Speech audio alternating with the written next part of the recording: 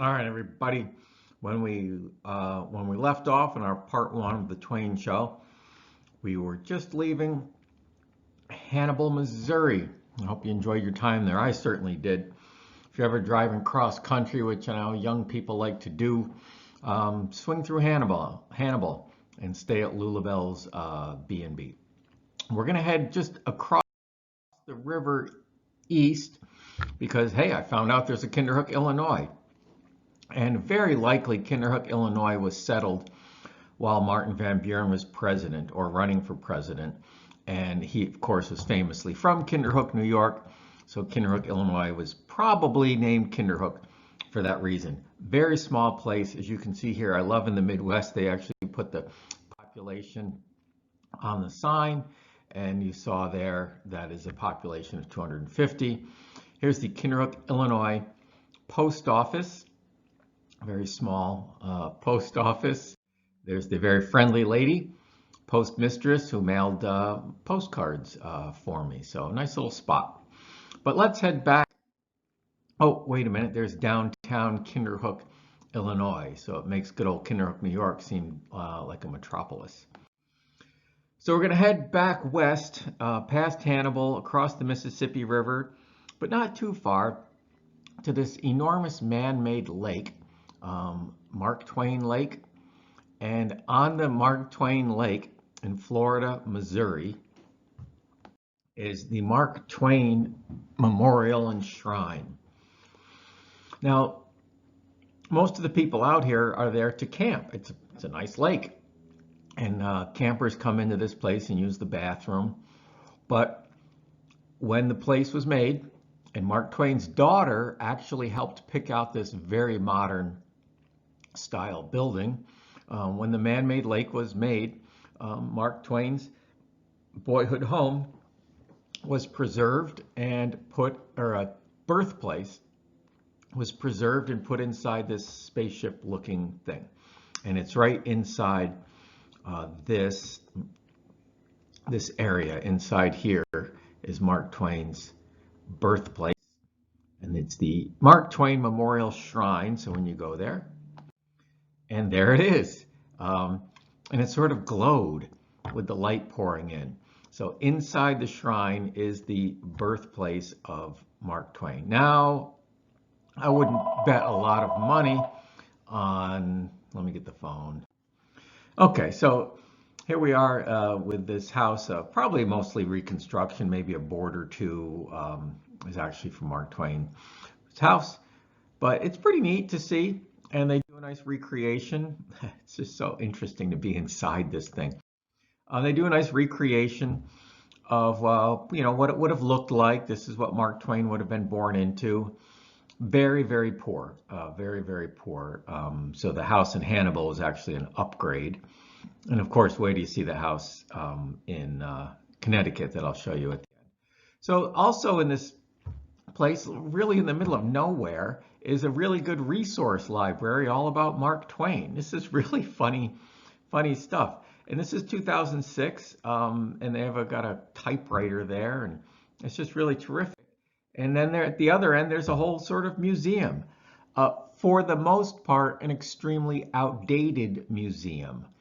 But there's some nice things. Here's a scene from River Life. Here are some prints from a great flood on the Mississippi River. And it's very interesting, when I was there, it was when Katrina was flooding out New Orleans. And of course, many African Americans in New Orleans were forced up on their roofs from flooding. And here we see the same thing, African Americans forced up on their roof from flooding. This one is a little bit more of a, I think, derogatory or stereotype of African Americans. You can see over here, sort of dancing and happy, but still a bit of a stereotype.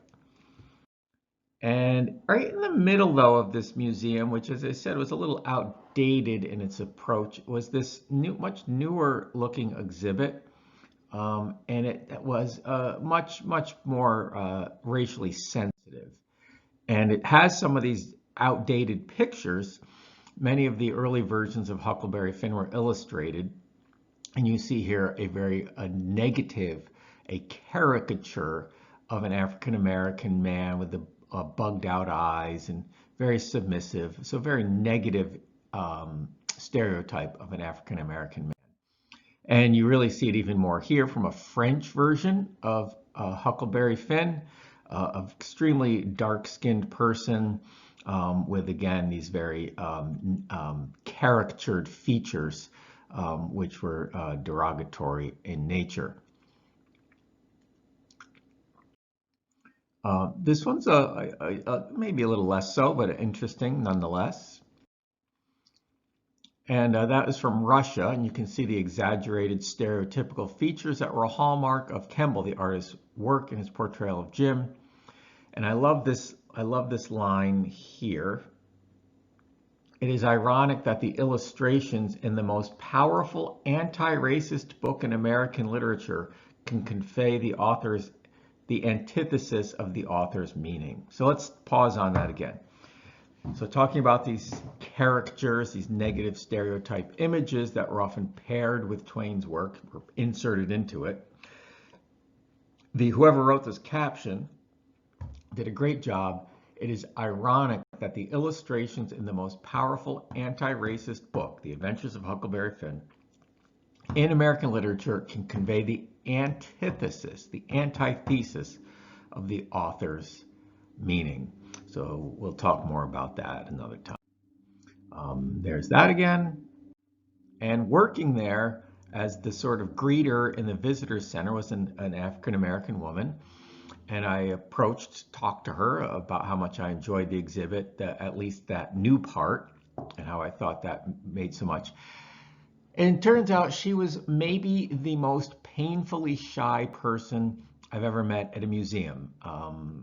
I'm sure there's something she would be good at, but she could hardly speak to me, and it was really one of the most unusual exchanges I had with someone who works in visitor services. But hopefully she's found an occupation she's more comfortable with, but nice lady nonetheless.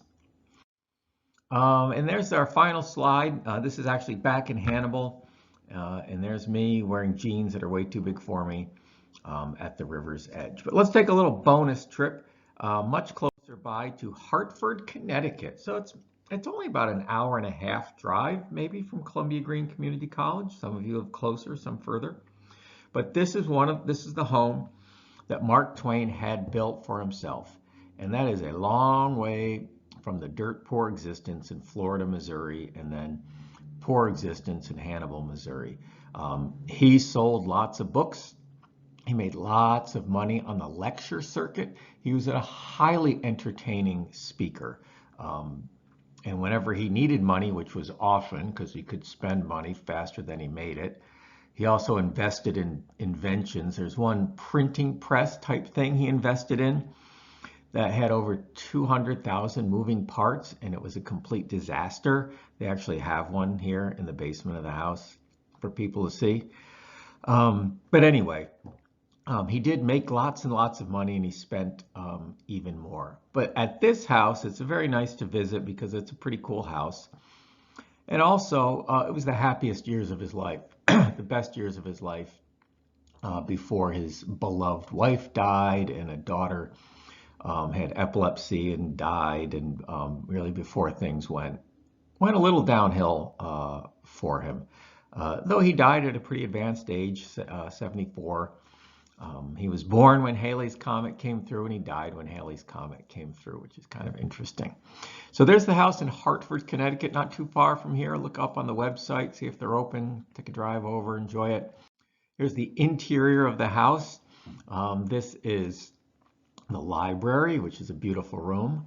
My favorite part of the house is the conservatory over here, a little greenhouse, but the library was just fabulous.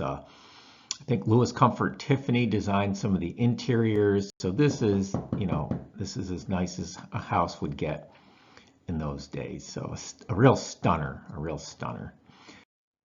There is the billiard room upstairs. And over here in the corner is where he wrote The Adventures of Huckleberry Finn. In order to not be distracted, he was a very energetic guy. You can see the desk here is very small and it just faces the wall. So a great way, if you do get distracted easily, just sit in one spot and focus on your work. And he wrote The Adventures of Huckleberry Finn in two different, he wrote a big hunk, put it away, almost threw it out, and then pulled it out and wrote the second half, We'll just add a little bit more on here. There he is, Mark Twain, really a celebrity in his lifetime, and that celebrity has only grown ever since. And The Adventures of Huckleberry Finn is maybe the greatest work of American literature. Ernest Hemingway, another great American writer, said, "All American literature begins with The Adventures of Huckleberry Finn." And why he was saying that is because the book is written in dialect. It's written as Americans in that part of the country spoke. It gets away from the sort of more ornate language of Hawthorne, even Poe, and certainly Washington Irving. He's sort of like a very Walt Whitman guy of literature, inventing of prose. Walt Whitman wrote poetry.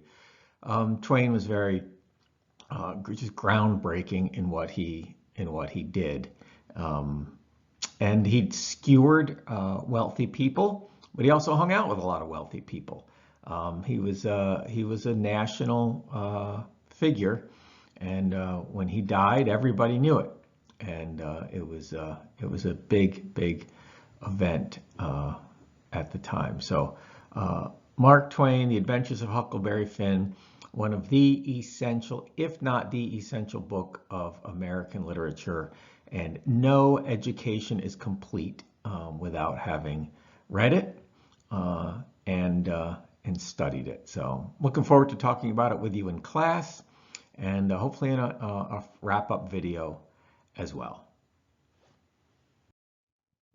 There he is with another one of his cats in a billiard room. And he had there are a couple of really good quotations about cats. This is a good one, and it's classic Mark Twain. "Of all God's creatures, there is only one that cannot be made the slave of the lash. That one is the cat. If man could be crossed with the cat, it would improve man, but it would deteriorate the cat." So he really did like cats, and I love this picture, of course, because my cat really likes to get up on my shoulders, just like that.